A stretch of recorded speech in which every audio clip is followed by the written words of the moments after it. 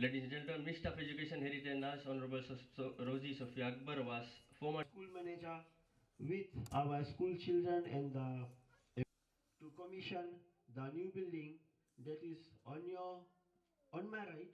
Members of the school management board, distinguished invited guests. I see parents here, teachers, students, media partners. Assalamu alaikum, namaskaram, nisambula vinaka, and a very good morning to you all. Indeed, it's a very good morning, a relief when you travel out of Suva and you meet up with this bright, beautiful sunshine, sunny west. And it's always a pleasure to be in Ba. As you know, I originate from Ba.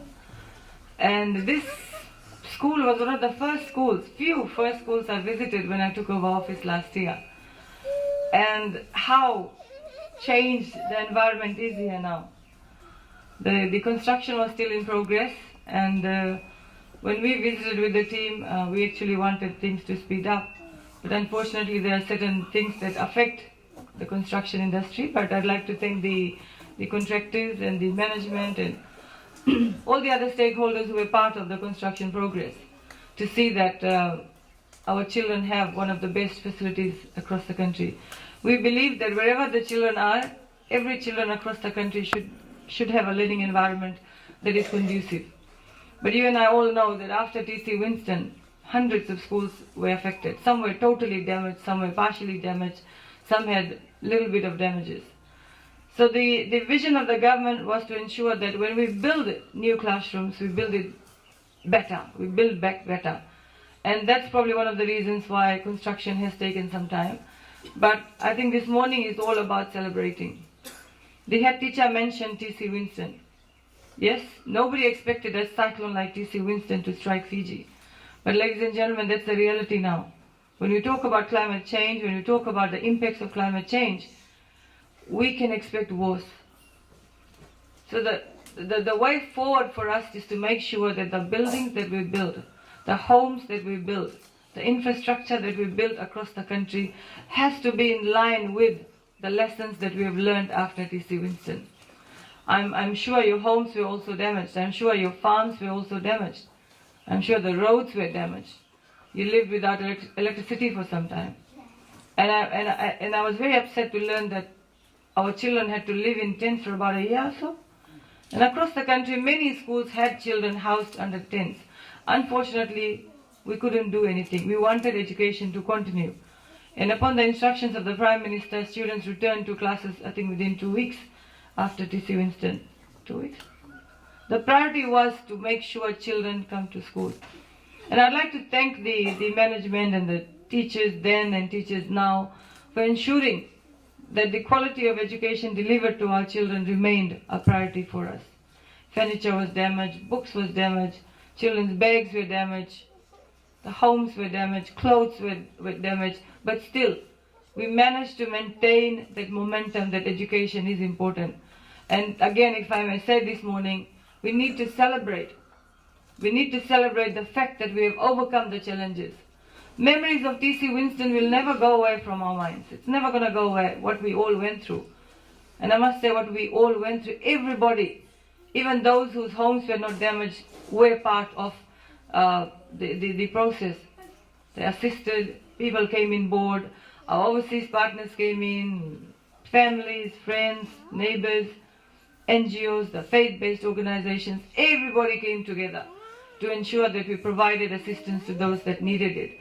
So I'd like to put on record my sincere appreciation to all those who wandered together, regardless of where we were, regardless of our socio-economic background, regardless of our cultural, our faith, our religion, we all came together. And I think that is what makes Fiji what Fiji is today. As I watched the girls perform this morning, my heart was filled with so much pride. I'm sure they did not understand the language. I did not understand the language. But the way they blended together, I saw the expressions on their faces. And that's what we're trying to create in Fiji. And it clearly showed the bond between the students. And that is what schools are supposed and meant to do. Build that bond.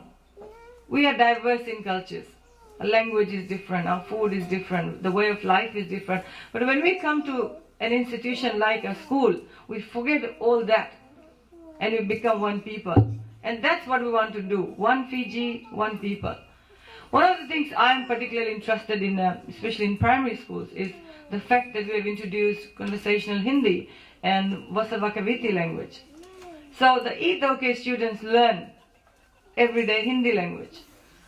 And the Indo-Fijian students learn Vasavakaviti. When I was walking across, I saw that. No bullying, translated in both languages. So English, Hindi and E-Toke. It has to go together. How can we understand each other if we don't understand each other's language? I'm sure we all know what Bula means, Kaise and stuff like that. But through that program in our primary and secondary schools, we are going to make sure that every child understands the language of the other student in the school. And to the teachers, I would like to urge you, please take that very seriously. The teaching of Vasavakaviti and conversational Hindi in schools. Right? But as subjects, we have Fijian, we have Rotuman, we have Urdu, we have Hindi, which is exam subjects. And I'd like us to see that our children take that forward, because believe me, if we lose our language, we sort of lose our identity.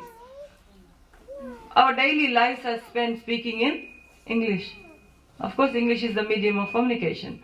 But that doesn't mean that within our homes, we don't teach our children these things. And if we don't do that, come the next generation, they wouldn't know the language. As soon as somebody's going to open their mouth, they're going to speak in English. We need to speak in our mother tongue. It's very important. And for that reason, the government introduced this Vasavakaviti and conversational Hindi in schools. So to the teachers, we will strictly be monitoring that. And I'm sure in the coming years, we will have people who are conversing in both languages, and we want to build that bonds we are talking about. There's also mention of the role of management within the school operations.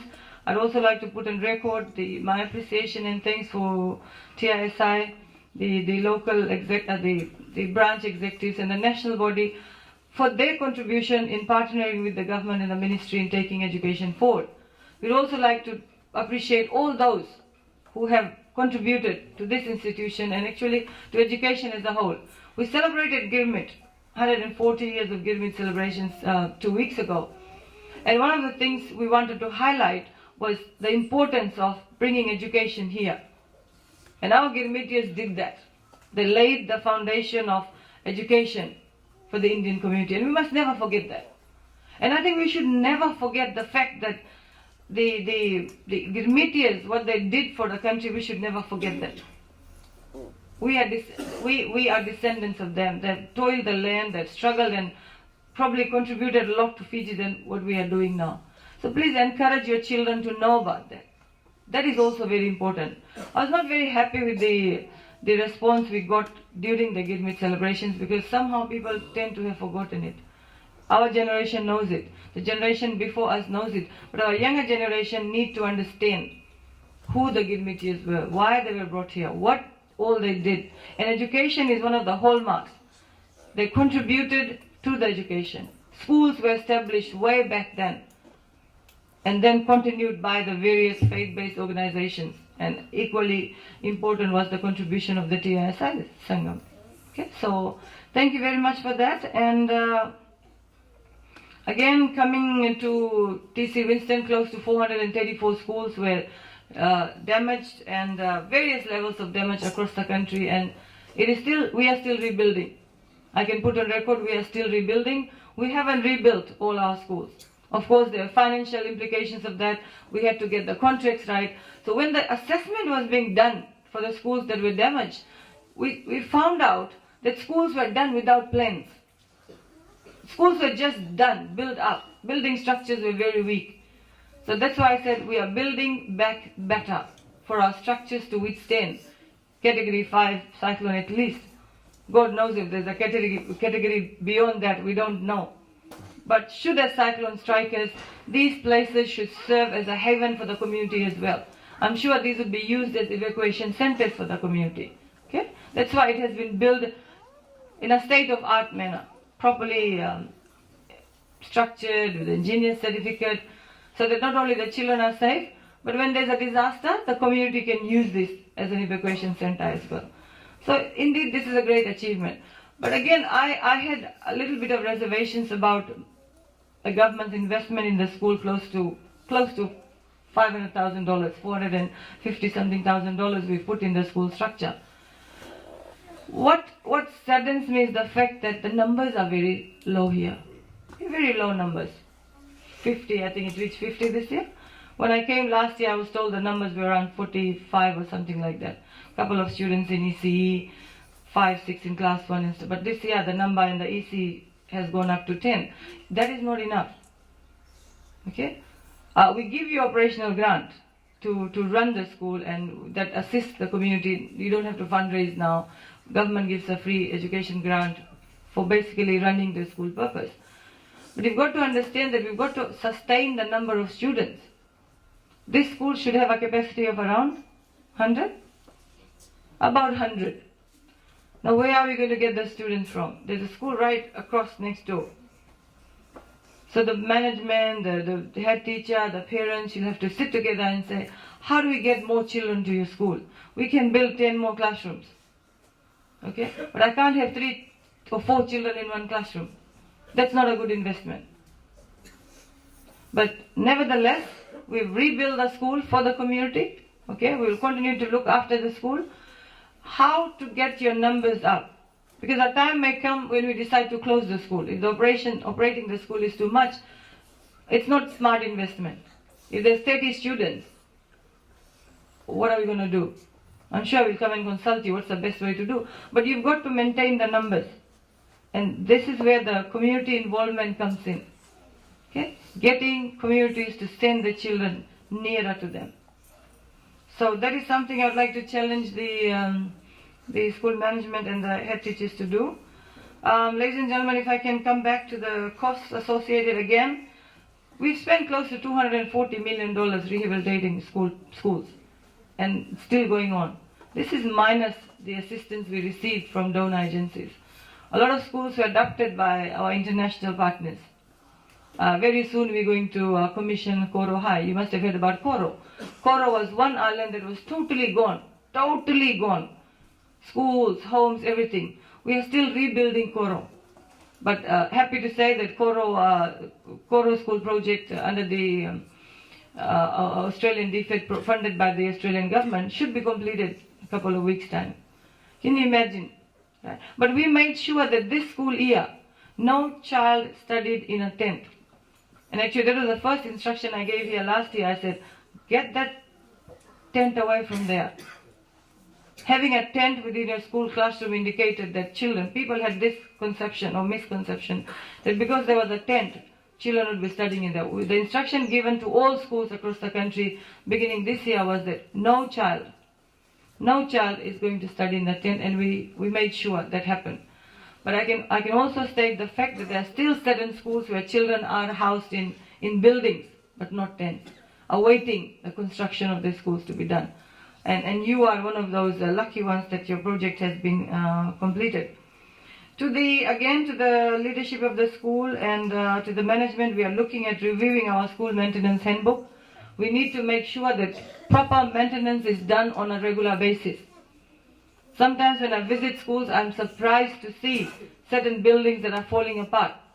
The question is, why were these buildings not maintained over the years? If you know you need a new toilet block for your children, start planning. If you know that the roof is leaking, you don't leave it leaking till it damages the whole structure. So we are reviewing the school maintenance handbook. We are also looking at the education in emergency policy. And of course, like I said, all new buildings that are going to be built under this government, under this ministry, is going to be built back better. So as you move across, whenever you're traveling, try to see the buildings that you might have seen damaged during TC Winston. See how it looks now. Okay? And I urge you to look after those buildings. Encourage children to look after these buildings. Don't scribble on the walls and, don't damage the paints and stuff. It costs money. And I'm also told that you are awaiting furniture. We should be able to, there are some issues with the procurement of furniture, but I'm sure you have enough furniture to manage. We will be supplying you with new school furniture in the near future as we procure that.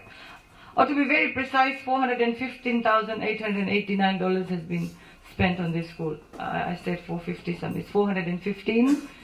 889,000. And the project group, the contractors, Touchwood Furniture Works Limited, I'm sure the members, somebody's here from there.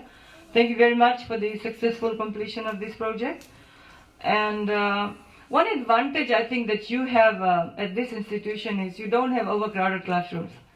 We have many schools where there is overcrowding, and that's a reality too. High student numbers, old classrooms, and overcrowding is an issue.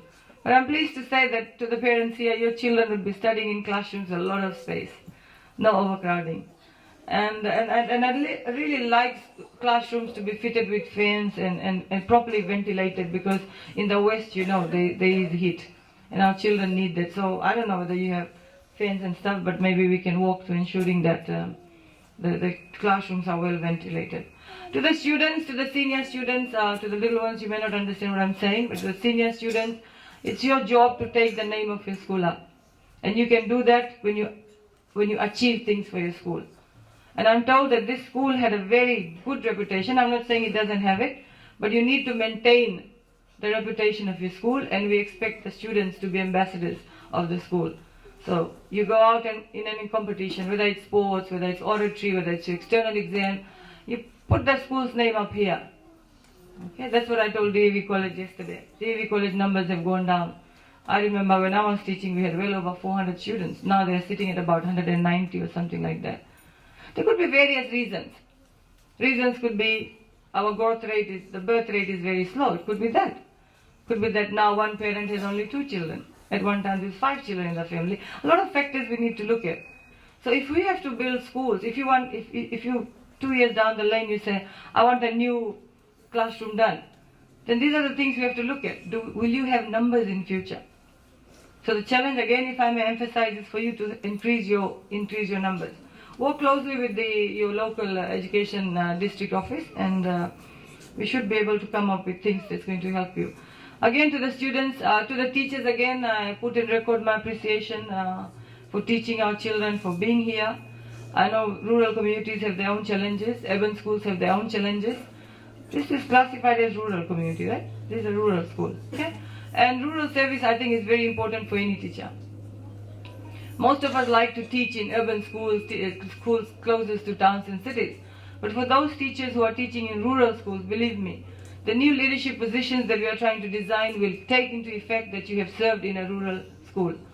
Not everybody likes to teach in a rural school. Not everybody wants to go to a rural or maritime school. Everybody wants to be close to their homes, to their parents. Everybody wants to be close to towns and cities. But thank you very much for choosing to serve in a rural community. And I'm sure you work well with the community and the parents in delivering. Again, to the teachers, remember, it's you that will have a lasting impact on the lives of our children. Be good role models, right? Deliver quality education. Inspire your children. That's very important. And your leadership should inspire you. It's a very small school. Build that family bond that will make you work better in this environment. And again, finally, to the parents, those of you who are here, I know your children are very special to you. Your children are also very special to us. The role of the teachers is to ensure that the children are looked after in school. Your role as parents is to make sure that your children come prepared to school. Prepared with their lunches, well fed in the morning. If you have to drop them, drop them. If you have to pick them, pick them. Your responsibility should never be shifted to the teachers.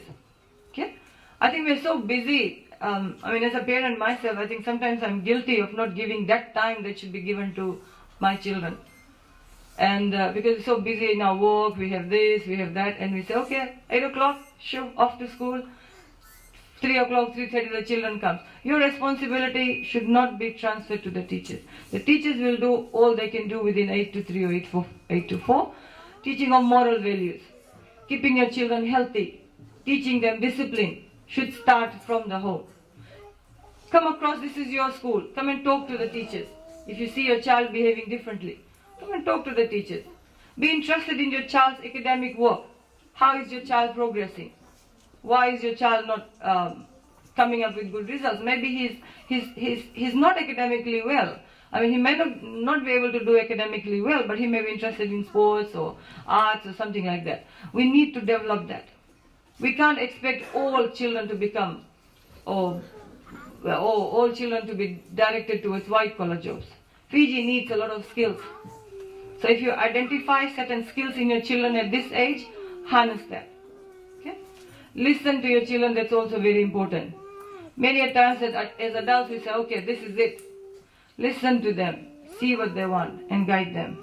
And to the management board, thank you very much again. I'm sure we'll continue to work. We are trying to design and review the current management book that we have, how we can work better. We'll be meeting you shortly as soon as the books are ready, so that we are guided by the work of the management, the work of the principal. But all in all, it's important that we work together. Okay? The education sector and the management board and the leadership of the school. Oh, this is your school, take ownership of that. And finally, congratulations once again. And I think what all we can do is to thank ourselves for being here at this very, very momentous moment. And let's put our hands together and celebrate the opening of the new building and a new chapter for this beautiful school. Thank you very much. Stay safe, stay healthy, and stay happy, and God bless you all.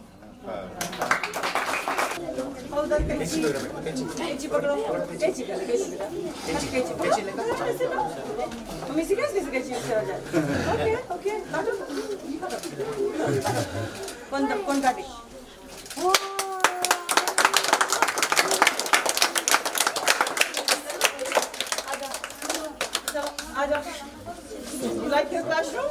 Yes. Yes, you do. We're gonna do that? Yeah, we're gonna do that. You wanna do that? Come. And see if I can carry you. Okay, Navoli kids are very strong. Okay, you have to hold it. I say. Oh, nice. Nice? Yes. Yes. Good. What does it say? What does it say? What? Oh! So, it's open. Okay, open. Excellent. Okay, let's go. Go, baby, go. Go. 1,